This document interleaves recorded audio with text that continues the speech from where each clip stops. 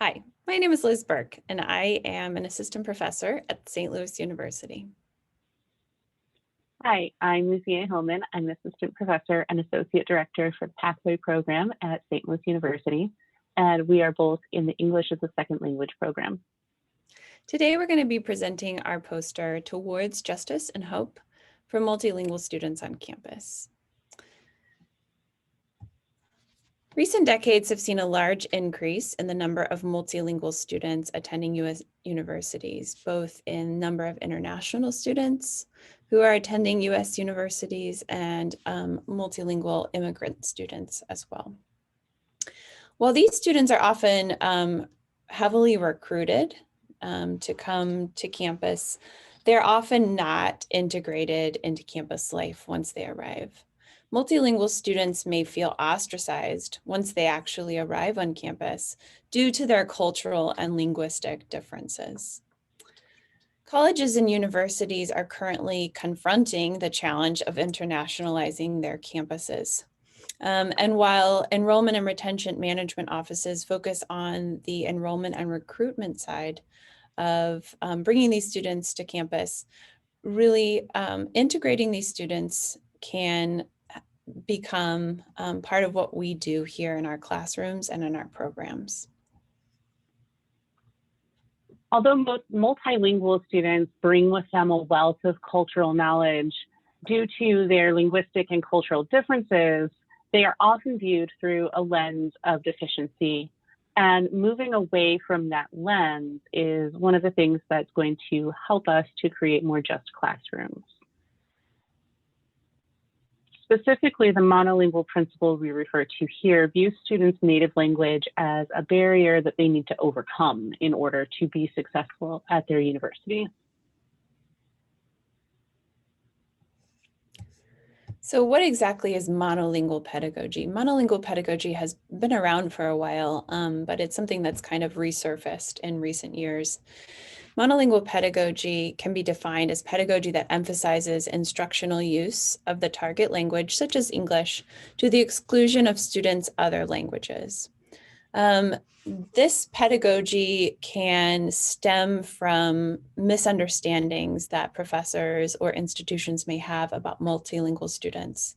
Some of those misunderstandings might be that students don't want to learn the dominant language, or that the dominant language will be replaced by multilingualism in society around us, and also that multilingualism hinders rather than enhances the students' learning in class. So multilingual students really develop their skills, their language skills, in addition to the language that they're learning in their classrooms. But monolingual pedagogy places the burden solely on the students to adapt rather than to incorporate multilingualism into their identities. Challenging the values, assumptions, and beliefs that construct language can create a more just campus, which is integral to the work that we do in Jesuit Higher Education. Walking with the excluded is one of the 2019 Universal Apostolic Preferences. And in it, we as educators and administrators at Jesuit universities are specifically called to develop the capacity to engage in a profound study of the world's economic and social problems. Many universities in response are building and refining their diversity, equity, and inclusion initiatives institutionally. But we also need to bring those into the classroom to model the respect and appreciation of the lived experiences of our international and multilingual students so that we might work toward reconciliation. So one way that this can be done is through multilingual pedagogy, which is the opposite of monolingual pedagogy, because multilingual pedagogy encourages cross-cultural exchanges in the classroom and encourages students to incorporate their native languages into the classroom, which can lead to a deeper understanding of not only the material, but also creates a greater sense of community among the students and helps foster a sense of belonging, which has been shown to help increase students' academic performance and also increase student persistence at their institutions. Creating just classrooms that celebrate cultural and linguistic backgrounds can be difficult. Here are 3 things that you can do to create a more linguistically inclusive classroom.